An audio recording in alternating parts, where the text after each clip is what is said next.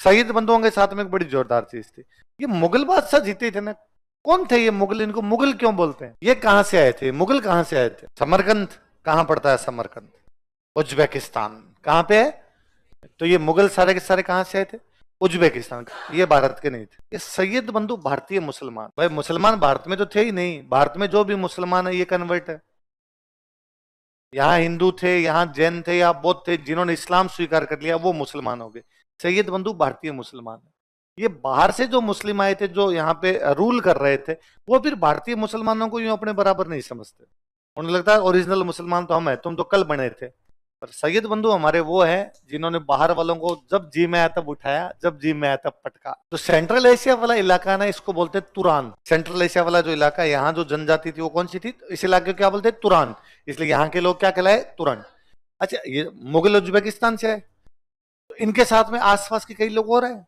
तो मुगलों का यहाँ पे राज आ गया था। ये वो टाइम था जी, जिसके भुजाओं में जोर है वो कहीं जाके नौकरी कर लेगा। आज अपने क्या कहते हैं, जिसको ज्ञान हो जाएगा, जो पढ़ लिख लेगा, वो कहीं भी जाके कुछ ना कुछ तो कमा के खा ही लेगा। उस समय था जिसके तलवार में जोर है। तो एक आदमी ईरान से निकलता अपने 100 भाइयों को लेके, भाई बंधु आसपास के परिवार को लेके, और दिल्ली आया। और दिल्ली आके बादशाह का नौकरी करना चाहता हूँ। बादशाह ने कहा इस युद्ध में जा। युद्ध में गए, जीत के, भले 10 भाई मर गए, 90 तो जीवते रहे। 10 अड़ोसी पड़ोसी जो भी लेके आया तो उसकी सेना के मर गए। अब वो बड़ा सेनापति। तो जिसके तलवार में जोर आता हो कहीं भी आगे नौकरी कर लेते। तो भारत में जब मुगल आ गए थे तो अलग अलग अरब से लोग आ गए, तुर्क आ गए, कुछ कुछ ईरान के लोग आ गए, कुछ अफगानिस्तान के लोग आ गए, अलग अलग लोग यहाँ पर आ गए थे।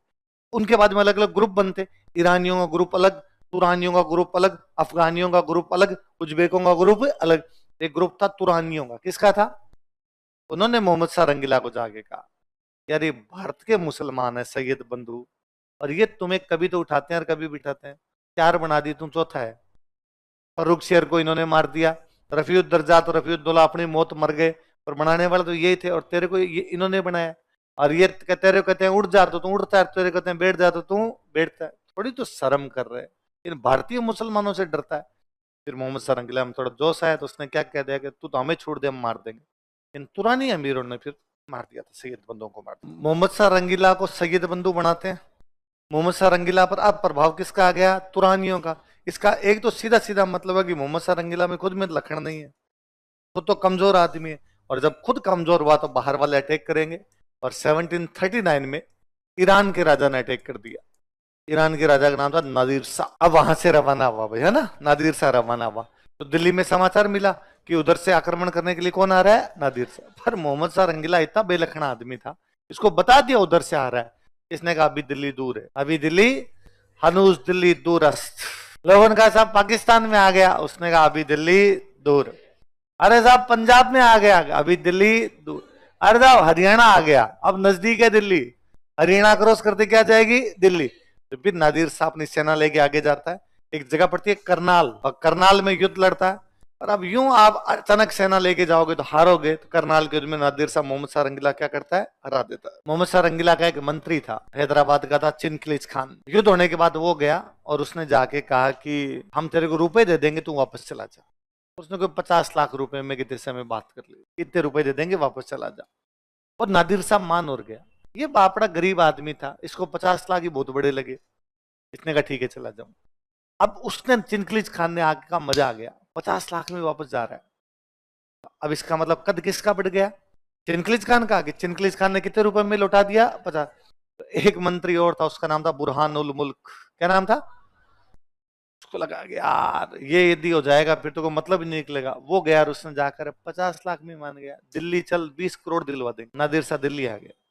दिल्ली आगे पहले तो उसने उसको कहा, बुरहानुल मुल्क को कहा कि ले दे, उसके पास थे नहीं, तो वो तो फांसी खा गया। उसको लगा ये मारेगा तेरे को। अब नादिर शाह को लगा अब रुपए कहां से लें, तो उसने दिल्ली लूटी। एक एक घर से रुपए निकाले, लाल किले की ईंटें निकाल ली, दबाए हुए तो भी लिए जाएंगे। एक एक बंदे से रुपए ले। 6 महीने तक रहा था। क्या दिल्ली में कत्लेआम मचाया उसने। तो कहते हैं जब वो दिल्ली बैठा था ना लाल किले पे कब्जा करके, मोहम्मद शाह रंगीला को एक कमरा दे रखा, चुपचाप बैठा रहा, इसमें दिल्ली हमारे कंट्रोल में आएगी। एक दिन उसके कुछ सैनिक दिल्ली में घूमने के लिए गए। दिल्ली की जनता बड़ी अग्रेसिव है। आप विराट कोहली को आप देखो मैच में लड़ लेते हैं, तो दिल्ली में है थोड़ा। दिल्ली में गाड़ी भिड़ जाएगी तो लोग रोड पे लड़ लेंगे, इस प्रकार की चीजें। क्योंकि बॉम्बे के रेट कहते हैं कि बॉम्बे यूं बड़ा शांत है, वहां पे कोई गाड़ी भीड़ी एक दूसरे को दोनों सॉरी बोल के निकल जाएंगे।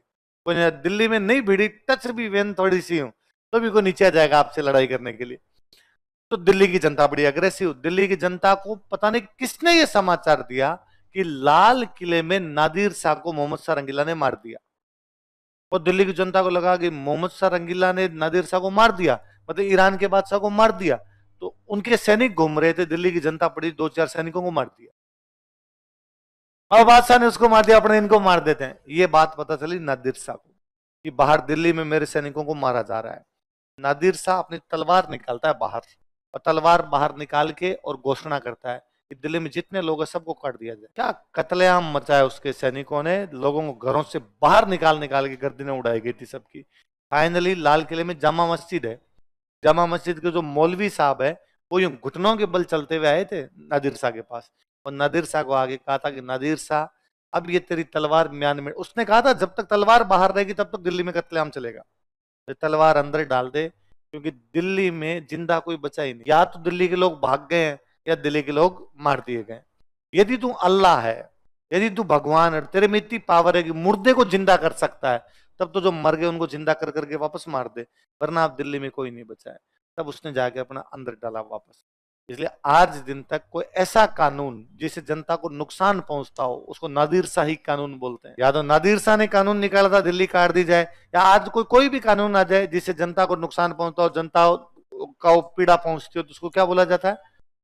नादिर शाही कानून। तो उसने दिल्ली को लूटी और दिल्ली में क्या मचाया था? कत्लेआम। तो कहते हैं नादिर शाह है ना डेली दिल्ली का धन लूटता। एक डांसर थी दिल्ली में कोई नूरबाई, ये उसका डांस देखने जाता डेली। नूरबाई को बड़ा पसंद करने लग गया था। तो नूरबाई को दिल्ली जाके बताता आज इतने लाख रुपए मिल गए, आज 2 लाख, आज 3 लाख, आज 5 लाख। नूरबाई एक दिन परेशान हो गई। नूरबाई ने कहा ओए ये तेरे 2 लाख 5 लाख चिंदी चोर जैसे बता के जाता है, इतने तो मेरे पास ही पड़े हैं। दिल्ली के बादशाह के पास केवल 2 लाख 4 लाख लूट के तू राजी हो रहा है? दिल्ली का बादशाह, उसके पास तो केवल एक हीरा है, उसकी कीमत इतनी है जितनी दुनिया के सारे पैसे नहीं हो। क्या बात करते इतने? अरे कि कोहिनूर है उसके पास। उसने कहा हमने लाल किले की एक एक ईंट निकाल दी, तो कोहिनूर है कहां? मिला नहीं। तो उसने कहा पगड़ी में, वो अपनी पगड़ी के अंदर डाल के रखता है। तो नादिर शाह उस दिन मोहम्मद शाह रंगीला के पास आया और उसने मोहम्मद शाह रंगीला कहा कि हम दोनों धर्म भाई बनेंगे। धर्म भाई समझते हो कि हम दोनों आपस में भाई बनेंगे। और उस समय रिवाज था कि जब भाई बनते थे एक दूसरे की पगड़ी लेते, एक्सचेंज कर। इसका मतलब है भाई आप मेरे भाई हो, आपकी पगड़ी मेरे सिर है, इसका मतलब आपका मैं कभी अपमान होने नहीं दूंगा, आपकी पगड़ी झुकने नहीं दूंगा मैं। तो मोहम्मद शाह रंगीला ने कहा बिना पगड़ी के भी धर्म भाई बन जाए तो ठीक नहीं रहे। नहीं नहीं पगड़ी दे। मोहम्मद शाह रंगीला ने पगड़ी दी। पगड़ी के साथ क्या गया? नूरबाई के चक्कर में कोहिनूर चला गया अपना। तो जाते हुए एक तो कोहिनूर लेके गया था, एक लेके गया था मयूर सिंहासन, जिसपे मुगल बादशाह बैठता था ना, पीकॉक थ्रोन, पीकॉक थ्रोन था, वो लेके गया था। फिर नादिर शाह जब मर गया था ना, तो नादिर शाह के मरने के बाद में ईरान का जो राज था अफगानिस्तान के पास आ गया था। नादिर शाह का एक सेनापति था, उसका नाम था अहमद शाह अब्दाली, ये अफगानिस्तान का था। तो नादिर शाह के कोई बेटा बेटा था नहीं, तो फिर नादिर शाह के राज पे किसने कब्जा कर लिया था? तो फिर अहमद शाह अब्दाली भी भारत पर अटैक करता है 1748। नादिर शाह से हीरा किसके पास आ गया था? अहमद शाह अब्दाली। फिर अहमद शाह अब्दाली मर गया, जिसके परिवार में लड़ाई हो गई। इसका एक पोता था शाह सुजा, इसके पोते का नाम भी शाह सुजा था। वो हीरा उसके पास आ गया, वो भाग के आ गया अपने पंजाब। उसके भाई भाई उसको राजा नहीं बनने दे रहे थे, वो भाग के पंजाब आ गया। और अपने पंजाब में महाराजा साहब थे रणजीत सिंह जी। कौन थे? तो उसने रणजीत सिंह जी को हीरा दिया कि मेरी सहायता करो। रणजीत सिंह जी ने हीरा लिया, फिर भगा दिया उसको। तो हीरा किसके पास आ गया? रणजीत सिंह। रणजीत सिंह जी से उनके बेटे के पास में आ गया, बेटे का नाम था दलीप सिंह। दलीप सिंह को अंग्रेज अपने साथ ही ले, अंग्रेजों ने पंजाब पे कब्जा किया, दलीप सिंह को साथ में ले गए। दलीप सिंह को उन्होंने इंग्लैंड में पढ़ाया था, इंग्लैंड में दलीप सिंह रहे थे, इंग्लैंड में उनकी बाद में मृत्यु हुई थी वहीं पर। तो हीरा बाद में किसके पास चला गया? अंग्रेजों के। और तब से उनके पास उनकी रानी लगाती है। उनकी रानी का, उनका रानी या राजा जो भी बनता है, वो जब अपना वो मुकुट पहनता है, उस मुकुट में क्या लगाया जाता है? कोहिनूर। अपने को वापस लेना है, अभी तक लिया नहीं, कमजोर है अभी, हम थोड़े शक्तिशाली होंगे तब लेंगे, अभी तो इंग्लैंड देगा नहीं अपने को। हाँ, ऋषि सुनक जब प्रधानमंत्री बना था ना, तब चांस था, वो इंडियन था, क्या पता धीरे से सरका देता है इधर। हाँ धर्म भाई उसको धर्म भाई बना लिया हमने इंग्लैंड वालों को। मोदी जी कह देंगे, मोदी जी एक बार जाकर दोगे भाई और बहना, तुम सारे मेरे धर्म भाई हो, पगड़ी दो मेरे को तुम्हारी। अब राजा कमजोर है तो क्या बाकी लोग उसकी बात मानेंगे? दो चीजें, एक तो राजा कमजोर है, एक भारत के बाहर से हमले हो रहे हैं। होता क्या था, जैसे ये भारत है मान लो ना, मुगल बादशाह के पास में गुजरात है, गुजरात पर मुगल बादशाह का राज्य, मुगल बादशाह खुद रहता है दिल्ली, मुगल बादशाह के पास में इधर मालवा है, मुगल बादशाह के पास में मान लो नीचे हैदराबाद है, मुगल बादशाह के पास में इधर यूपी में अवध है, मुगल बादशाह के पास में इधर बंगाल है, सब इलाकों में मुगल बादशाह कब्जा है। अब सब जगह कैसे संभालेगा मुगल बादशाह? एक बंदा यहां रहेगा, एक बंदा यहां रहेगा, एक बंदा ऐसे करेगा, सब जगह उसके बंदे रहेंगे। और ये क्या करेंगे, यहां से टैक्स लेके दिल्ली देंगे, यहां से टैक्स लेके दिल्ली, यही करेंगे। अब जब राजा ये कमजोर हुआ ना, तो इन लोगों को जो यहाँ टैक्स लेने के लिए बैठते, इनको लगा टैक्स क्यों दे, किस बात का, इसमें तो औकात है नहीं अपने से ले। वरना क्या था, पहले भी मना कर दिया कर, जैसे पहले मान लो ये कर देता कि मैं नहीं दूंगा, तो यहाँ जो बैठा था वो कहता वहीं रुकना, मम्मी की सौगंध है, हिलना मत वहां से, मैं आ रहा हूँ। वो जाके पीटता उसको, उसे टैक्स ले लिया करता। लेकिन अब इनको पता था कि इसमें इतनी औकात नहीं है आ सके, तो ये सब अलग हो। कब से कब है बताओ अहमद साहब? ये और बेलखना साथ में। एक तो डांसर थी, वो उदम मचाती थी, उसका नाम था उदम बाई। क्या नाम था? एक हिजड़ा था जावेद खान, वो जैसे कहता वैसा ये कर लिया करता। थोड़े टाइम में एक बंदा बड़ा पॉपुलर हुआ था, सफदरजंग। सफदरजंग अवध का नवाब था। इसको लगा कि यार दिल्ली यूं तो हिल जाएगी, दिल्ली कंट्रोल करना जरूरी है, तो ये इसका वजीर बन गया। तो सफदरजंग जब तक रहा था थोड़ी कंट्रोल में स्थितियां फिर भी रही। दिल्ली का जो सबसे अच्छा गवर्नमेंट, दिल्ली का जो पुराना गवर्नमेंट हॉस्पिटल है ना, उसका नाम ही सफदरजंग हॉस्पिटल है। दिल्ली में सफदरजंग का मकबरा बड़ा फेमस है, सफदरजंग रोड है दिल्ली के अंदर, वो सारी इसी सफदरजंग के नाम पर है। तो बड़ा पॉपुलर आदमी हुआ था। फिर ये हट गया, ये हट गया, फिर दूसरे ज्यादा हो गए। फिर एक बंदा था, उसका नाम था इमादुल मुल्क, उसने एक दिन इसको पकड़ के अंधा कर दिया, फिर मार दिया अहमद शाह को। अगला कौन है फिर? तो आलमगीर सेकंड। इमादुल मुल्क ने बनाया, फिर इमादुल मुल्क ने मार दिया। तो आप देख लो बादशाहों की औकात देख लो। मंत्री सारे के सारे पावरफुल हो रखे हैं, जिसके पावर में आता है वो अपने आदमी को बनाता है और उसको बिठाता है। अगला लिखो शाह आलम सेकंड। इसके साथ और बुरा हुआ, ये कभी दिल्ली गया ही नहीं, इसको घर वालों ने दिल्ली, वहां जो बाकी लोग थे उन्होंने दिल्ली घुसना ही नहीं दिया। तो ये बेचारा इधर उधर भटक रहा था। जब ये इधर उधर भटक रहा था, तब बंगाल में एक नवाब था, उसका नाम था मीर कासिम। क्या नाम था? हम आगे पढ़ेंगे मीर कासिम को। मीर कासिम की अंग्रेजों के साथ नहीं बनती, तो मीर कासिम बंगाल से भाग गया। तो मीर कासिम को लगा बदला लेना अंग्रेजों से, तो मीर कासिम इसके पास आया। किसके? सालम। सालम सेकंड इधर यूपी में भटक रहा है बेचारा। उसने कहा यार तू दिल्ली का मुगल बादशाह है, तू मेरा साथ दे, और यदि अंग्रेजों को अपने हरा देंगे तो मैं तेरे को कहां बिठा दूंगा? दिल्ली। और एक अवध के नवाब को अपने साथ मिला लिया। अवध के नाम, नवाब का नाम था सुजाउद्दौला। क्या नाम था? तीन लोग मिल गए। कौन कौन? मीर कासिम, सालम सेकंड और सुजाउद्दौला।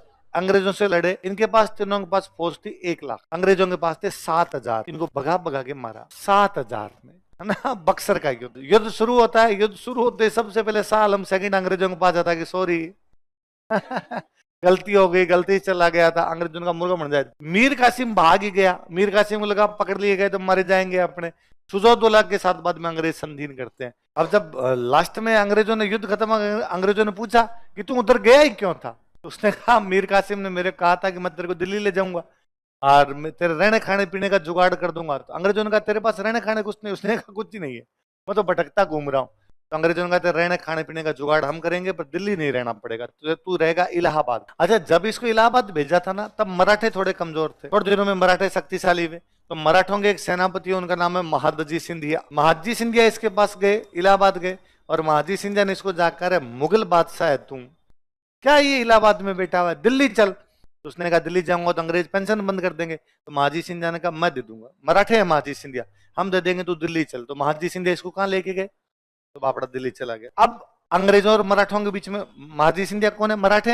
अंग्रेजों और मराठों के बीच में लड़ाई हो गई, मराठे फिर हार गए, अंग्रेज चले गए दिल्ली। तो इसने कहा सॉरी। तो 1803 में अंग्रेज दिल्ली पर कब्जा करते हैं। फिर इसको पेंशन कौन देते हैं? अंग्रेज। मतलब पहले पेंशन लेता था अंग्रेजों की, फिर ली थी मराठों की, फिर किसकी ले ली थी? काहे के मुगल बादशाह। किस बात के मुगल बादशाह? बापड़े यूं इधर उधर घूम रहे हैं। वो जो अंग्रेज था ना जिसने दिल्ली पर कब्जा किया था, वो था डेविड डॉक्टर लोनी। मंत्रियों में कैसे लड़ाई चल रही है? जिस मंत्री की जी में आती है, तो कुछ बाकी मंत्री पावरफुल हो रखे, उन्होंने भगा दिया, भाग यहाँ से। दिल्ली खाली ही पड़ी है। सालम सेकंड इधर उधर भागता हुआ घूम रहा है, इसको तो कोई बादशाह भी नहीं मानता। अंग्रेजों ने पेंशन दी, तब लोगों ने कहा अच्छा तू बादशाह है क्या? तो दिल्ली नहीं जा पाया। फिर महाजी सिंधिया ने कहा तू बादशाह है तो कहाँ चल? दिल्ली। तो दिल्ली गया। तो अंग्रेज मराठों के पीछे पीछे दिल्ली चले गए। तो अंग्रेजों ने कहां पर कब्जा कर लिया? दिल्ली। तो दिल्ली पर कब्जा करने वाला अंग्रेज कौन था? David doctor Loni. कौन था? बड़ा मस्त आदमी था, ये दिल्ली रहता था। तो जब दिल्ली पे कब्जा किया तो सालम बड़ा राजी हुआ, और सालम ने अंग्रेजों का स्वागत है तुम्हारा, और तुम आ गई, ठीक है, मैं मराठों की तरफ नहीं हूं, मैं अभी तुम्हारी तरफ हूं, तुम मेरे को पेंशन दे दो। और इसने डेविड डॉक्टर लोनी को एक उपाधि दी थी, नसीर। नसीर का मतलब होता रक्षक, तूने मेरी रक्षा की है, तूने दिल्ली की रक्षा की, इसलिए तू क्या है, नसीर। ये बड़ा मस्त आदमी था। इसने 14 शादियां की थी, डेविड डॉक्टर लोनी 14 शादियां की थी, 14 इंडियन। और इसके दिल्ली में वैसे फोटो है इसके, ये बीच में बैठा है, 7 इधर बैठी है, 7 इधर बैठी है, और हुक्का पी रहा है। और हुक्के की जो वो पाइप है वो लंबी है, खुद खींचता है, फिर थोड़ा सुट्टा मार, सारी लुगाइयां और सुट्टा मार रही है। और दिल्ली में घूमने जाता था तो 15 हाथी मंगवाते, बीच वाले भी खुद बैठता, 7 हाथी इधर 7 हाथी इधर, पूरा फील लिया करता था। कोरोना के अंदर दिल्ली में एक मस्जिद गिर गई, मस्जिद बनी हुई थी पुरानी, वो गिर गई। तो लोगों ने कहा अरे मस्जिद गिर गया, बहुत पुरानी मस्जिद थी, बहुत पुरानी मस्जिद थी, बारिश आई तो गिर गई। बहुत पुरानी कब की, 200-300 साल पुरानी मस्जिद। अरे 200 साल पहले किसने बनवाई थी? तो पता चला डेविड डॉक्टर लोनी की वाइफ बना के गई थी। तो डेविड डॉक्टर लोनी कोरोना में वापस आया चर्चाओं में, अरे इसकी कोई वाइफ थी, उसने यहाँ मस्जिद बनवाई थी, वो मस्जिद अब गिर गई। यही बंदा बाद में मराठों को हरा के अजमेर पे कब्जा करता है। इसने मराठों को 2 जगह रहा है, पहले कहां पे रहा है, दिल्ली, बाद में कहां पे रहा था, इसने अजमेर पे कब्जा किया। अजमेर पे कब्जा करने के बाद लगा कि अजमेर की रक्षा के लिए सेना रखनी पड़ेगी, तो अजमेर की रक्षा के लिए इसने सेना रखी। इसकी उपाधि क्या थी, नसीर, इसलिए इसने शहर बचाया नसीराबाद। नसीराबाद का नाम डेविड डॉक्टर लोनी के नाम, किसके नाम पे है, नसीर ने आबाद किया, आबाद मतलब बसाना, नसीर ने आबाद किया, इसलिए शहर का नाम क्या है। तो आप कभी नसीराबाद के अंदर से निकलो तब किसको याद करोगे, डेविड डॉक्टर लोनी। अगला राजा लिखो, अकबर। अब मुगल बादशाह को पेंशन कौन देते हैं, अंग्रेज। कौन देते हैं, अंग्रेज। अब आप देखो फर्रुख शेर के टाइम में अंग्रेजों ने मुगल बादशाह कहा था कि हमें बॉम्बे टकसाल के सिक्कों को मान्यता, हमारे बॉम्बे में जो सिक्के हैं वो भारत के अंदर चल सकते, मान्यता कौन दे रहे हैं, मुगल बादशाह। मुगल बादशाह अंग्रेजों का रहा है तुम्हारे सिक्के भी चल सकते हैं। कब की बात है, 1717। कब की बात है, 17। अब 1806 में, 90 साल का टाइम ही नहीं बीता है, अंग्रेजों ने इस अकबर सेकंड को कहा कि भारत में तुम्हारे नाम लिखे हुए सिक्के नहीं चलेंगे। भारत में मुगलों का कोई भी सिक्का चलेगा, भारत में सारे सिक्के किसके चलेंगे, वो मुगल बादशाह जो कभी अंग्रेजों को कह रहे थे कि बॉम्बे बॉम्बे वाले सिक्के चल सकते हैं, उन मुगल बादशाहों को अंग्रेज कह रहे हैं अब तुम्हारे नाम के सिक्के चलेंगे। ये अपने आप बताता है कि मुगल बादशाह क्या होते जा रहे हैं। फिर अंग्रेजों ने इसकी पेंशन बंद कर दी। सालम सेकंड को पेंशन मिलती थी, अंग्रेजों का किस बात की पेंशन बंद कर दी। फिर इसने बंगाल से एक आदमी को बुलाया, उस आदमी का नाम था राम मोहन रॉय। उसका मेरी पेंशन शुरू करवा, मैं तेरे को राजा की उपाधि देता हूँ। क्या उपाधि देता हूँ, इसलिए आजकल उस आदमी को आप बोलते हो राजा राम मोहन रॉय। तो उस राजा जो लगा उसके, वो राजा की उपाधि किसने दी थी, और राजा राम मोहन राय लंदन गए, इसकी पेंशन शुरू करवाई थी। खुद तो राजा है नहीं, लोगों को राजा की उपाधि बांट रहा है। तो ऐसा ही है, मैं तुम्हें कह दूं मैं तुम सब एक हेलीकॉप्टर गिफ्ट करूंगा। हाँ सर, खुद तो है ही नहीं। लास्ट कौन है, बहादुर शाह सेकंड। भला आदमी था बेचारा, बड़ा बड़ा एकदम। अंग्रेज पेंशन दिया करते थे और बैठा बैठा कविताएं लिखता था, और कविताओं में खुद का नाम लिख लिया था जफर। और ये जितने भी अपने कवि होते हैं ना, ये अलग अलग नामों से लिखते हैं। अभी देखो आपने गालिब बोला, क्या नाम था गालिब का, गालिब का नाम गालिब था सर। तूने गालिब की शायरी सुनाई, तू बताएगा नाम, असदुल्ला खान। अब आपको कहते असदुल्ला खान कौन है, तो आपको भगवान जाने कौन है सर। मैं कहता हूँ गालिब, तो आप जानते हो। ऐसे सूर्यकांत त्रिपाठी, और मेरे को सबसे ज्यादा नाम तो जोरदार उनका लगता है, सचिदानंद हीरानंद वात्स्यायन। कविताएं पूरी जिंदगी किस नाम से लिखी। क्या होता है आज्ञा का मतलब, जिसके बारे में ज्ञान नहीं किया जा सके, है ना। अज्ञात तो जो एकदम उस कैटेगरी के अंदर ही चला गया, जिसका पता ही ना हो, जिसके बारे में ज्ञान नहीं हो हमें, उसको क्या बोलते हैं। प्रेमचंद जी का नाम सुना, मुंशी प्रेमचंद। प्रेमचंद जी एक मैगजीन निकालते, उस मैगजीन का नाम था हंस। क्या नाम था, हंस। कौन निकालते, आपको ये जो साहित्यिक मैगजीन होती है, लिटरेचर वाली मैगजीन होती है, या कोई भी, कई बार अखबार में भी आता है। यदि आप भी अपनी कहानी छपवाना चाहते हैं तो हमें इस पते पर लिखकर भेजें, आता है। तो उस मैगजीन में एक आता था, कॉलम आता था, यदि आप भी अपनी कविता छपवाना चाहते हैं तो हमें इस पते पर लिखकर भेजें। उस समय सच्चिदानंद हीरानंद वात्स्यायन 6ठी क्लास में पढ़ते थे, 6। घर में मैगजीन आती थी, इनको लगा मेरे को एक कविता आती है, तो वो कविता भेजी प्रेमचंद जी के पास, पर डर के मारे उसमें खुद का नाम नहीं लिखा। लगा कि यदि मैंने खुद का नाम लिख दिया और कविता छप गई, घर पे आएगी तो घर वाले पढ़ लेंगे, घर वालों को कहेंगे तुम पढ़ाई तो करता नहीं, क्या लिखता रहता है, कविताएं, तो नाम लिखा ही नहीं। प्रेमचंद जी को कविता पसंद आई, अब प्रेमचंद जी ने वो कविता छाप दी। छापी तो नाम क्या लिखे, नाम तो लिखा हुआ ही नहीं है, तो प्रेमचंद जी ने अपनी तरफ से नाम लिख दिया आगे। क्या लिख दिया, वापस आई मैगजीन आई, इस बार महीने की मैगजीन आई, देखो और मेरी कविता छप गई, नाम क्या लिखा नीचे आगे। फिर पूरी जिंदगी किस नाम से लिखा, फिर आगे नाम से फेमस ही हो गए थे, जबकि नाम क्या था वास्तव में, सच्चिदानंद हीरानंद वाह। अच्छा, वात्स्ययन नाम के अपने भारत में एक बहुत पुराने राइटर हैं जिन्होंने बुक लिखी थी कामसूत्र।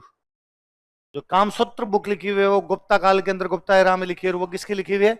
वात्स्यायन। किसके? वात्स। अब वो वात्स्यायन बहुत फेमस हुए। इनको वात्स्यायन नाम से कोई जानता नहीं, इनको किस नाम से जानते? आगे तो इनका एक किस्सा, ये जर्मनी गए हुए थे ये कोई मीटिंग में भाग लेने के लिए। तो वहां जो भारत की जो अधिकारी थी वहां जर्मनी के अंदर, वहां जर्मनी के कुछ साहित्यकार आए हुए हैं और कुछ साहित्यकार आए हुए हैं भारत के। और वो एक अधिकारी है इंडियन को आईएएस लगी है वहां पर, वो इंट्रोडक्शन करवा रही है जर्मनी वालों को भारत वालों का और भारत वालों का जर्मनी वालों। उसको बेचारी को दिमाग से निकल गया, उसको लगा वात्स्यायन, उसने नाम देखा पूरा सच्चिदानंद हीरानंद वात्स्यायन, साहित्य वाहित्य नहीं पढ़ती होगी, तो उसने इंट्रोडक्शन कराया। तब उसने कहा कि सच्चिदानंद हीरानंद वात्स्यायन, राइटर ऑफ कामा सूत्रा। उधर जर्मनी वालों का वाव, क्योंकि वो बुक बड़ी पॉपुलर थी और हाथ वाथ मिला यार सबने, यूं ऑटोग्राफ लिए। वात्स्यायन कहते हैं मैंने किसी को बताया भी नहीं, मैं वो नहीं हूं। वाह भाई, मिल रही है तो अपने बताने की कोई आवश्यकता। अच्छा, ये मैंने प्रेमचंद जी की मैगजीन का नाम क्या बताया? ये मैगजीन दो लोग मिलके निकालते थे। एक व्यक्ति का नाम है कन्हैयालाल माणिक्यलाल मुंशी और दूसरे व्यक्ति है प्रेमचंद। दो लोग मिलकर निकालते हैं। कौन कौन बताओ? कन्हैयालाल माणिक्यलाल मुंशी और जो आप के एम मुंशी, संविधान सभा में कहीं के एम मुंशी का नाम पड़ा, वो के एम मुंशी यही है, कन्हैयालाल माणिक्यलाल मुंशी। अब जब नाम मैगजीन आएगी, दो लोग निकालते हैं, दो लोगों के नाम लिखने पड़ेंगे। अच्छा, मैगजीन निकालने वाले जो होते हैं इनको बोलते हैं संपादक, इंग्लिश में अपने कहते हैं एडिटर। जो एडिट करे क्या छपेगा और क्या नहीं। दो संपादक है तो लिखा हुआ था संपादक द्वे और नीचे नाम लिखे हुए कन्हैयालाल, पर ये नाम मैगजीन पर लंबा हो रहा था, तो मुंशी जी ने कहा मेरे नाम का ये हटा दो, ये कर दो मुंशी कोमा प्रेमचंद। धीरे धीरे लोगों ने कोमा हटा दिया, मुंशी प्रेमचंद के नाम में मुंशी, मुंशी का है ही, प्रेमचंद जी का ही नहीं। मुंशी प्रेमचंद के नाम में जो मुंशी है वो कन्हैयालाल माणिक्यलाल मुंशी का मुंशी है। कन्हैयालाल माणिक्यलाल मुंशी का पीछे वाला मुंशी प्रेमचंद जी के आगे जुड़ गया। अच्छा, आज यदि किसी को ये कह दिया जाए कि प्रेमचंद को जानते हो क्या, तो लोग जल्दी से समझे नहीं कौन। मुंशी प्रेमचंद को जानते हैं, सारे जानते हो, जबकि मुंशी प्रेमचंद में मुंशी उनका ही नहीं। मुंशी किसका है? हाँ, तो कई नाम कितने पॉपुलर होते हैं। मैं सीधा पूछूं, बहादुर शाह सेकंड के बारे में जानते हो? कपड़े नहीं जाने। मैं कहूं बहादुर शाह जफर के बारे में जानते हो क्या? कोई ना कोई उसको जान जाएगा, तो वो ये बंदा है। 57 की क्रांति में हमारे नेता कौन थे? मेरठ में अपने क्रांति भी थी, तो मेरठ वाले जो फौजी थे, फौजियों ने क्रांति की, मेरठ वाले फौजी दिल्ली चले गए और उन्होंने जाके बहादुर शाह को जबरदस्ती कहा कि बन नेता बन। तो बहादुर शाह ने कहा एक बार लुगाई टावरों से पूछ लूं। तो बहादुर शाह की जो बेगम थी उनका नाम था जिन्नत महल, और बहादुर शाह ने जाके जिन्नत महल को कहा कि जिन्नत महल, ऐसे ऐसे मेरे पास एक मौका है, तू बता क्या करना चाहिए, क्या मुझे लीड करना चाहिए या लीड नहीं करना चाहिए। और जिन्नत महल को लगा कि क्रांति का मतलब अंग्रेजों का राज खत्म, अंग्रेजों का राज खत्म मतलब वापस किसका राज आएगा? मुगल बादशाह का। और मुगल बादशाह का राज आएगा तो ये खुद तो बूढ़ा आदमी है, राज करूंगी मैं। और से वापस याद आया कि कभी जहांगीर का राज था और जहांगीर तो दारू पी के पड़ा रहता था, राज करती थी उसकी बेगम नूरे जहां। कौन करती? वैसे वैसे अब राज करूंगी मैं, जिन्नत महल। उसने बहादुर शाह कहा कि नहीं, आपको लीड करना चाहिए। तो बहादुर शाह को मरवाने वाली महिला कौन? फाइनली अंग्रेजों ने जब दिल्ली पर कब्जा किया, पहले क्रांति हुई थी, अंग्रेजों को भगा दिया था दिल्ली से, अंग्रेजों ने गिरफ्तार किया था, तब बेचारा बहादुर शाह जफर हुमायूं के मकबरे में बैठा हुआ था, वहां से निकाला था बाहर। और वहां से बाहर निकाल के दो बेटों को सामने गोली मारी, रंगून भेज दिया था। वहां बेटा बेटा बहादुर शाह गीत गाता, मेरे पिया गए रंगून। यह अंतिम मुगल बादशाह था, ही वॉज लास्ट मुगल। इसके बाद कोई मुगल बादशाह नहीं बने फिर।